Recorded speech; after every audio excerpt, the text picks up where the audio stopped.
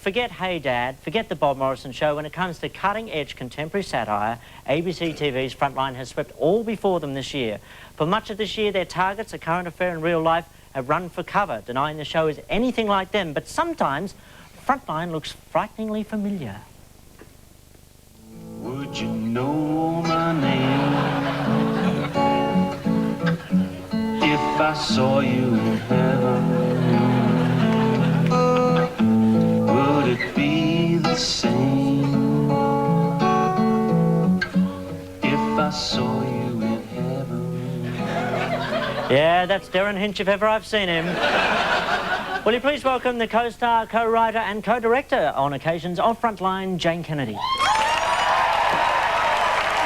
Now, we're just going to re-edit this interview afterwards. Come on, it's not live, is it? No, it's not live, it's all right. Trust me, Jane. I'm your little Jane. This is rather bizarre, isn't it?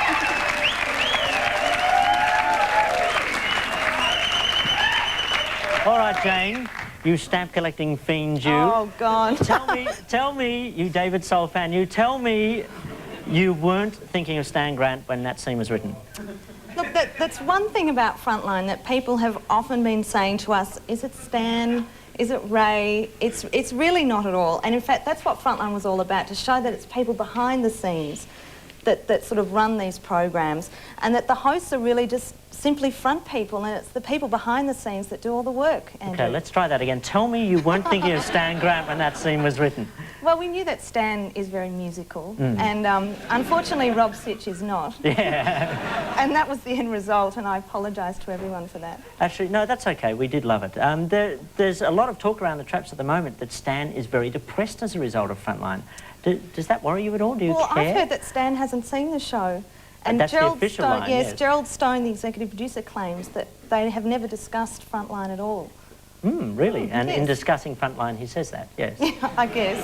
No, I don't think Stan should get depressed because, again, Mike Moore is really not Stan, so we can put that to rest right here and now. So Stan has nothing to worry about? No, not a thing to worry about, except maybe Mike Moore might return with a new haircut next year. Ooh, you're so cool. Now, none of you have actually ever worked in current affairs television, so how is it you know or claim to know what goes on behind the scenes? Well, we've worked in commercial television before, and we've also worked in office situations before, so I guess we've set up Frontline as basically it's an office, and we hope that people who don't work in television can relate to it as much as... But a lot of the cut of the show, a lot of what's created the talk, is the fact that this claims to be behind the scenes at a current affairs show. So where have you got your information? Basically because we've watched current affairs shows for years, and we've just guessed most of it. You've just guessed? I swear we have guessed so much. We have had one exclusive insider who we will never name. Deep Stoat? Yes, he's our mole. Your mole? And is he actually from a former current affairs show? Yes, he is. Really? And he sort of gave us some ideas. We first actually wrote the series down at a beach house in Lorne in Victoria. Oh, and luxury. We were guessing all the sort of ideas. We said, oh, when they sit around trying to think of an angle in a story, we're sure there's guys that would just yell out, we've got to show some Norgs, you know, you've got to see that up on the screen. And we're just imagining what would happen in a production meeting, and he sort of confirmed it for us after we'd written the series. Well, I know you recently approached a 60 Minutes producer who just quit the show to spill his guts to you, and he declined. Were you surprised that he had that much honour? Well, we didn't really we've never approached people and said, give us the dirt. In fact, you would be surprised how many people have approached us. Volunteered, really? Absolutely volunteered. Any from this network, Jane? Well, it's been a mix of all the commercial networks plus the ABC, who've been really happy to sort of say, I'll tell you another story, and the more drunk people get. In fact, yeah. You know. Now we're learning the research technique. Oh, yeah, hey, we're pretty good on taking people out for dinner. Yeah. Well, we've got a clip here of Brooke Vandenberg, your character, in action. Let's check out the Brooke look. Version 1, concerned look. Version 2, reassuring look. Version 3, smart look. What is that supposed to be? I don't know, I think it might be a... What is that? Keep rolling. Version 4, absolute bitch look.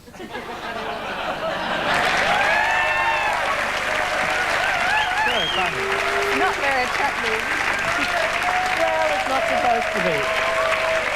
Now, I noticed on the cover of the new Sunday Age television magazine last weekend, they had Who is the New Yana, and they included Brooke Vandenberg. Is it scary that a fictional character can be taken seriously like that? It's a bit sad, isn't it? Yeah. In fact, a friend of mine, I better not say, No, I no, know, it's all right. okay, I'll say, Rob Sitch's mum, and I know she's watching tonight, but she rang and she said, and she said, isn't it wonderful about Jane?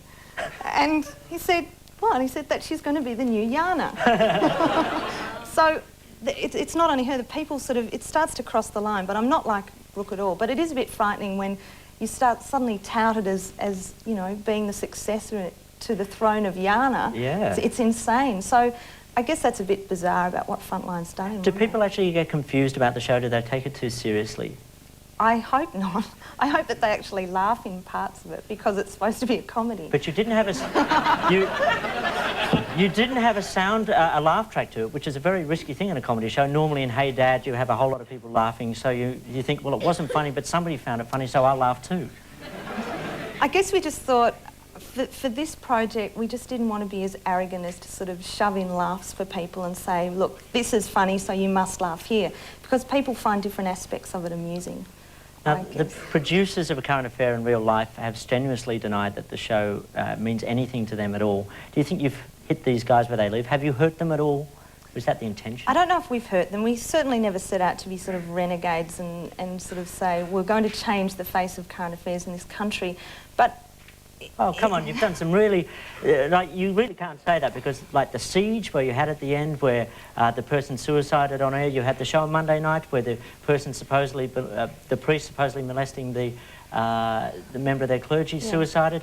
I mean, that's not exactly light-hearted humour, is it? No, it's quite dark in a sense. Yeah. And if it does make someone in that position as an executive producer to stop and think a bit more before they start just serving us up a fair amount of crap, which I think we've copped for a few years on commercial television, then I hope that it might just make them think, or I hope that it's made the audience just be a bit more cynical, perhaps. Is it just commercial television?